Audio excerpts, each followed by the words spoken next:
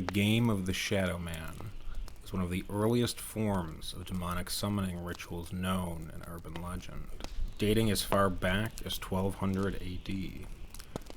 The ritual has gone under many other titles, the most popular being the Boogeyman Ritual, Satan's Shadow, or simply the Dark Summoning. Many forms of the summoning ritual have come and passed. Most resulted in more failure than results, while others simply passed into obscurity. This version, however, is one of the remaining few that yields results. This tutorial will act as your personal guide on how to perform the game of the Shadow Man. Before enacting the ritual, it is best noted by past reports that the summoner, you the reader in this case, must be first informed on what the Shadow Man is as to better understand what you are dealing with. The title Shadow Man is simply a description of what the being is. A tall, shadowy, humanoid figure.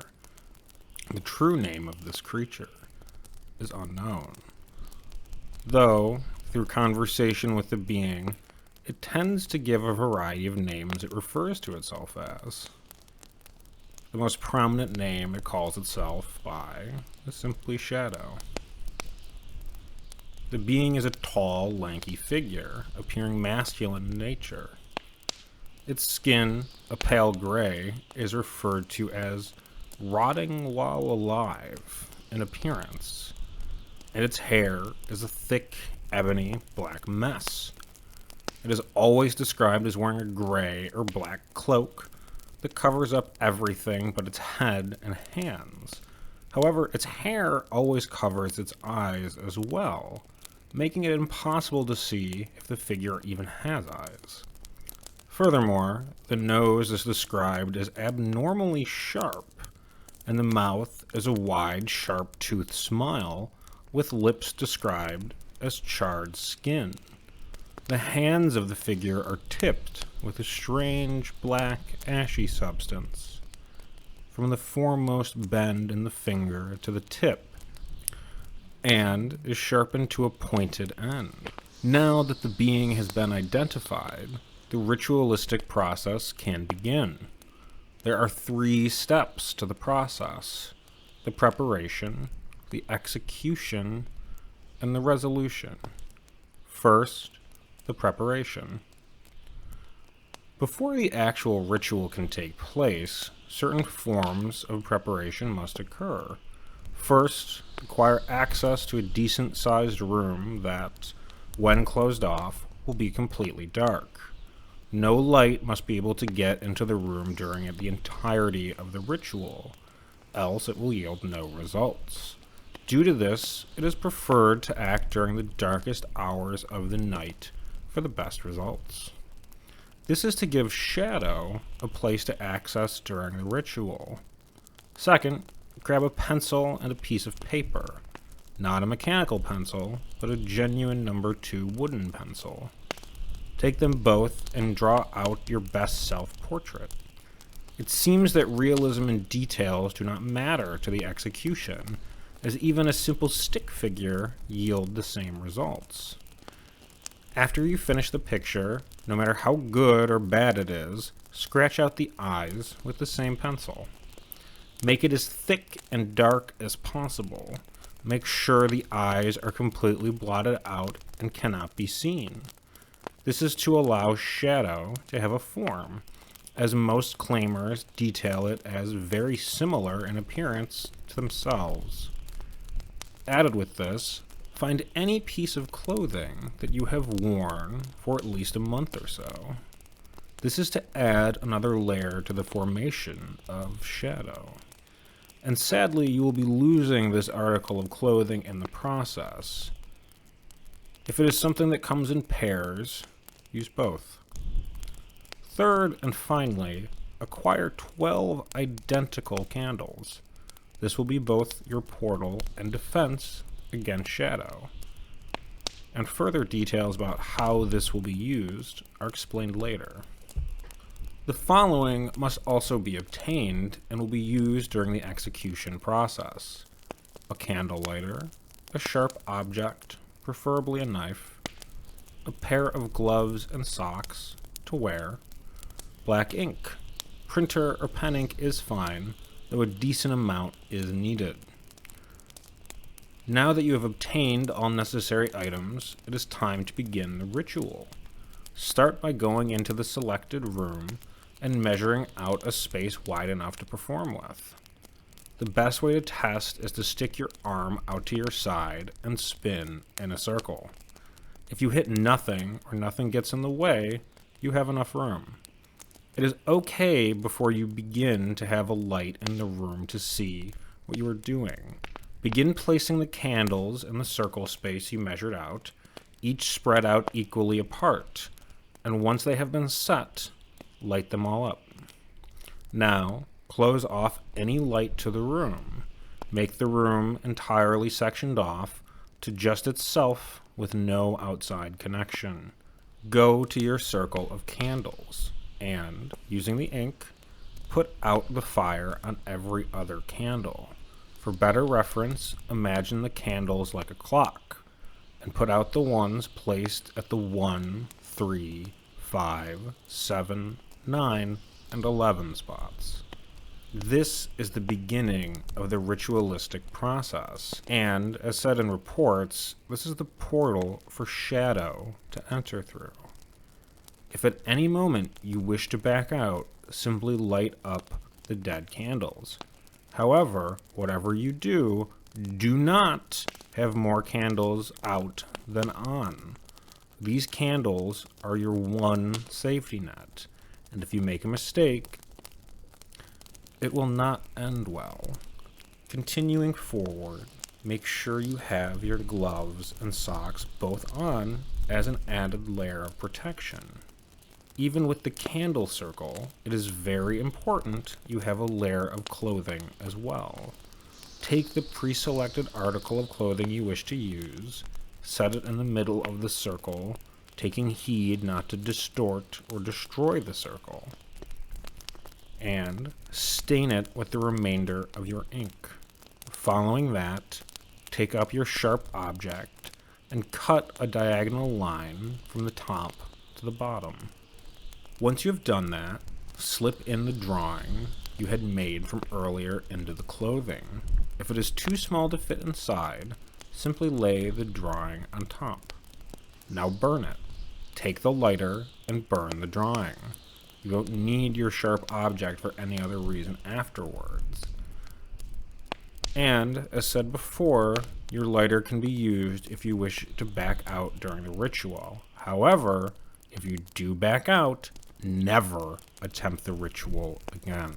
Now, the next stage is one that requires the most direct influence. While the picture is burning, stand back and begin to think of one particular thing. Hate. Think of things you despise, things you find horrid and disgusting, things you could harm or kill over. Focus on these thoughts, and all the while say the words shadow. It is not so much a chant, but you will need to repeat the word over and over again.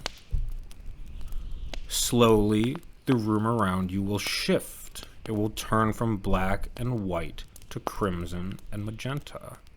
The air will seem ashy and stale, hard to breathe properly, and from the center of your candle circle, a figure will begin to rise. That is Shadow. You will know when it has fully entered when the room suddenly goes quiet. Even if it was already silent to begin with, it will oddly become even more so. Focus your attention now on Shadow. This is where the final stage comes into play.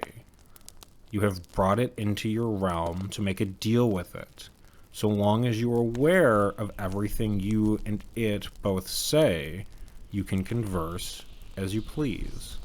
There is no penalty in conversation. and you can talk for however long you would like. But the ultimate deciding factor is the deal it provides. You can ask Shadow for anything you desire. Fame, fortune, even murder.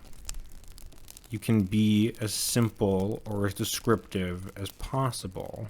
However, you must be aware of what is said for both sides of the bet. Make sure anything you bet for and have to pay for is not a major harm to you. Following your request, Shadow will raise its hand to you to shake in confirmation of its deal. So long as you have your gloves, do not worry and take its hand. Before you even realize it, Shadow will have disappeared. The ritual will have been completed, and while it may not come immediately, your reward will eventually be provided. But there is one more thing you must take care of: the gloves. Immediately strip them off and throw them into the circle. Set fire to them.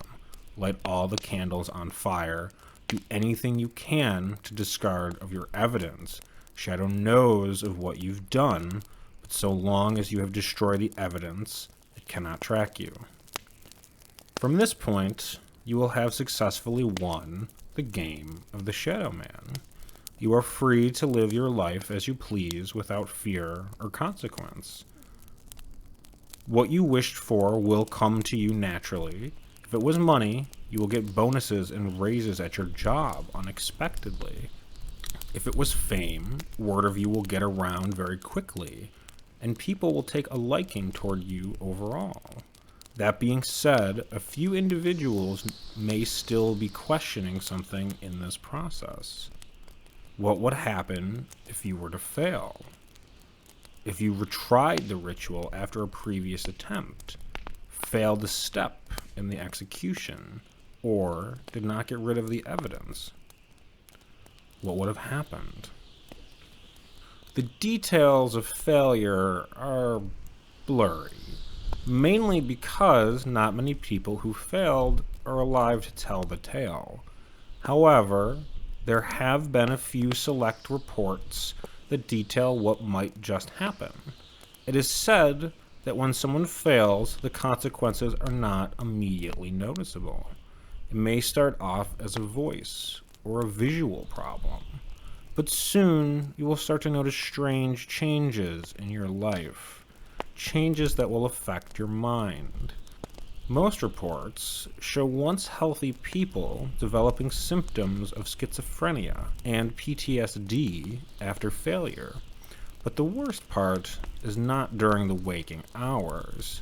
This was of only one report, but it is said that dreams are something like a trip into hell, and you can feel and hear it all. No further reports are known of those who have failed. All people who have failed were claimed dead no longer than a week after attempting the ritual. Good luck.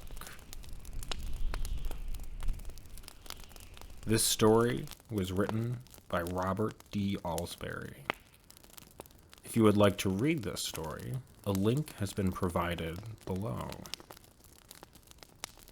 And if you would like me to read one of your stories, please check out my subreddit, Remy Reads, the link in the description below.